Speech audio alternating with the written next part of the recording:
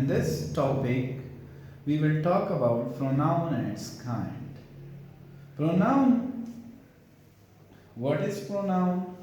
So, by the name we understand pronoun means for a noun.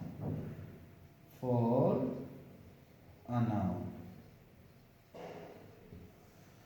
So, pronoun means a pronoun is a word used instead of a noun. Pronoun हमारे साथ वो अल्फाज होते हैं जो हम noun के बजाय इस्तेमाल करते हैं. A pronoun is a word used instead of a noun. We use pronoun in order to avoid the repetition of a noun.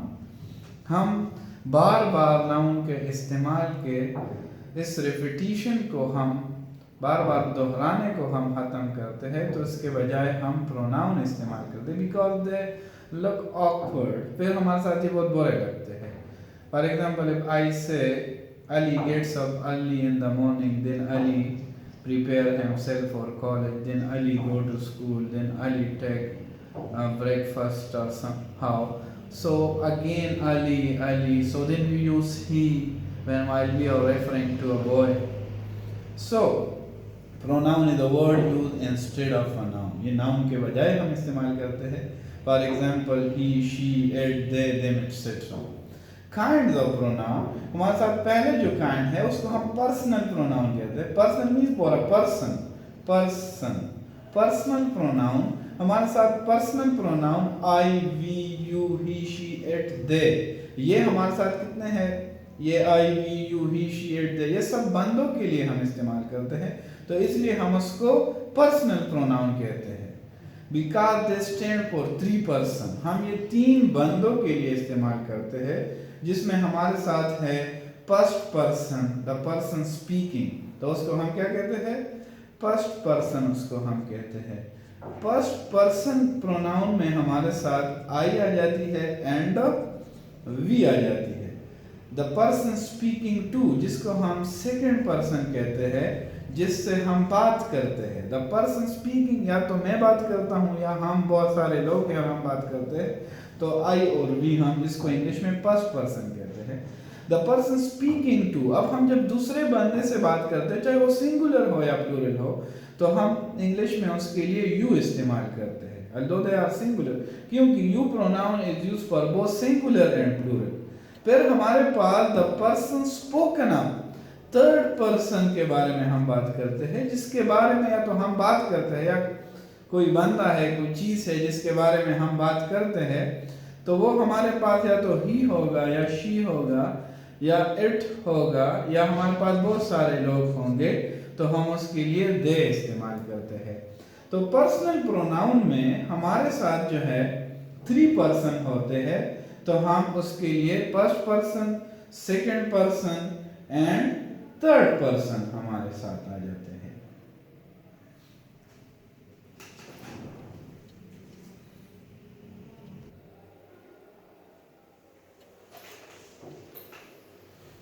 अब हमने जबकि पहली काइंड्स पढ़ी, तो दूसरी रिफ्लेक्सिव एंड एम्फेटिक प्रोनाउन है. अब रिफ्लेक्सिव और एम्फेटिक प्रोनाउन में अक्सर लोग कंफ्यूज होते हैं, हालांकि इसकी शेप बिल्कुल एक जैसी होती है.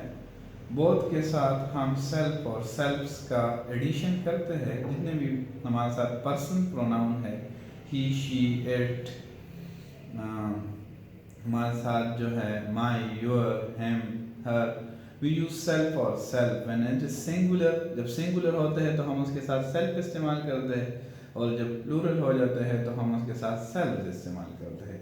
When self is added to my, your, him, her, it and selves to our, your, them.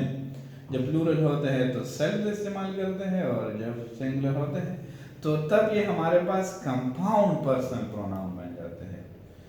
क्या बन जाते हैं? Compound personal pronoun. और उसको फिर हम क्या कहते हैं? They are called reflexive pronoun. इस कंपाउंड पर्सनल प्रोनाउन को फिर हम रिफ्लेक्सिव प्रोनाउन कहते हैं.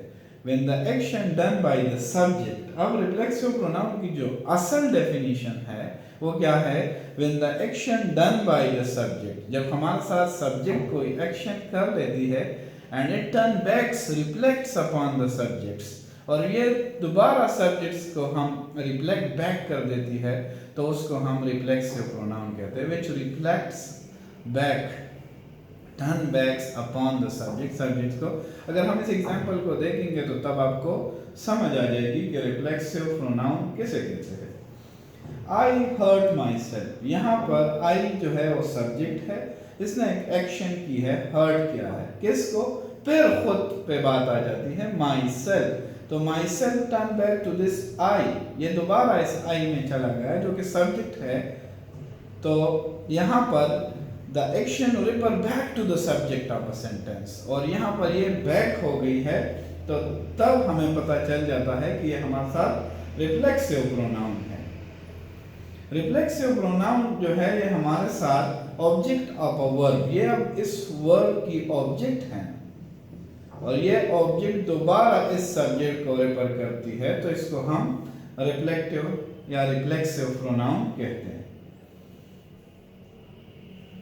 अब हमारे साथ जो ही हर्ट हिमसेल्फ, ये भी इसका एग्जांपल है, ही सब्जेक्ट है और हिमसेल्फ इस वर्ब का ऑब्जेक्ट है, और ये refer back to the subject of a sentence. अब हमारे साथ एम्फेटिक प्रोनाउन है जिसकी शेप बिल्कुल इसी तरह है, जिस तरह हम सेल्फ को माई, यूर, हिम और हर के साथ ऐड करते हैं, और सेल्फ्स को और जो प्लूरल है यूर, देम, सो हमारे साथ ये बन जाती है। लेकिन इसमें फर्क क्या है, when compound personal pronoun are used for the sake of emphasize, जब हम इसको emphasize जोर देने के लिए, ताकीद करने के लिए इस्तेमाल करते हैं, तब हम उसको क्या कहते हैं, एम्फेटिक प्रोनाउन हम इसको कहते हैं।